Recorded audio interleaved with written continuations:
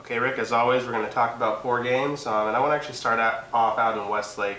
Anderson's undefeated this season. They're 5-0, looked very good, but a lot of detractors will point to their schedule and say, they haven't played anyone. Westlake is going to roll over them. Westlake's a better team, and this kind of reminds me of last year. Bastrop started the season undefeated, but their non-district schedule was not that great, and a lot of people thought that that road was going to end in Westlake, but as we all know, Bastrop went in there, beat Westlake, and ended up winning a share of the district title.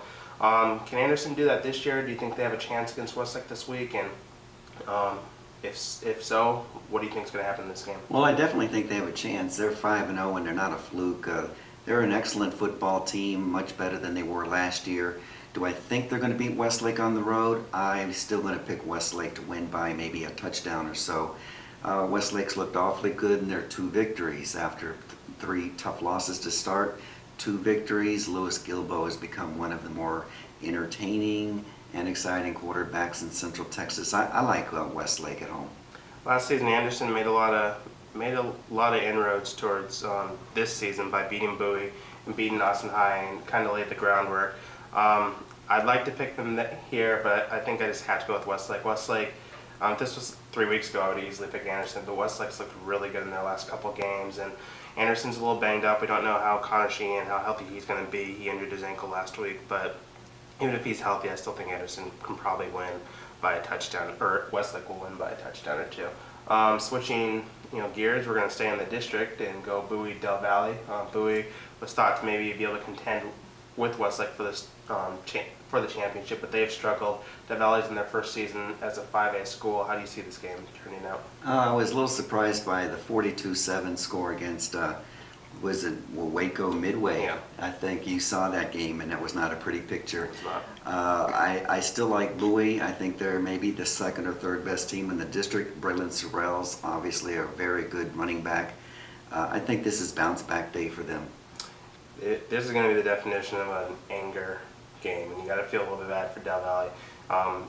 Bowie was just humiliated on their home field by Waco Midway. They've had 2 weeks to think of that. 2 weeks to think of that loss because they had a bye last week, and I think they're just going to go out there and pummel Del Valle. Not saying Del Valle is a bad team. I just think Bowie, they're going to have to go out there and prove that they deserve to be in the conversation for the district title, and I think Del Valle is just going to be the unfortunate victim in this case. But yeah, I see this game being over pretty quickly.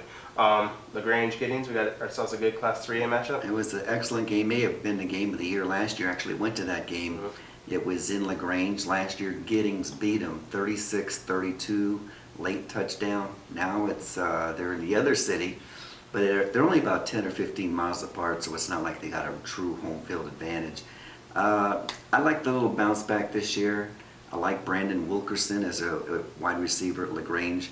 I see LaGrange winning a close one. This is going to be a really interesting game because Giddings has not played since mid-September. They had a bye week last week, and unfortunately they had their game the week before canceled because of the tragedy out at West Orange Stark. Giddings was scheduled to play them, but obviously their quarterback died and that game was called off and wasn't rescheduled. So Giddings is probably going to be a little bit rusty, but I just like their offense. Spencer Fitzhenry is a good running quarterback. They can't pass the ball. They actually haven't completed the pass this year, but Eric Rhymes, we've been talking about him for 3 years now. So I think they'll be able to keep, it's probably going to be another high-scoring game. I'm going to it this year, so maybe I'll get a fun, dramatic inning, but I see Giddings pulling it off at home. Final game, Hutto-Hendrickson. We said this last week. Hendrickson has actually been one of the more disappointing teams this year, but they're a team that can erupt at any time. Kenny Williams, I think, may be the best running back prospect as far as college in this part of the state. But I like Xavier Wynn and Hutto. Xavier Wynn had 5 touchdowns last week, all in the first half. Hutto rolled 48-0 over a pretty good Manor team. I think Hutto rolls. I think Hendrickson's going to win this game. 2 years ago, Hendrickson won this game 50-49 in overtime. Last year, they won 62-30 something. So there's going to be lots of points scored. I think Hendrickson, like Bowie, has a lot to prove.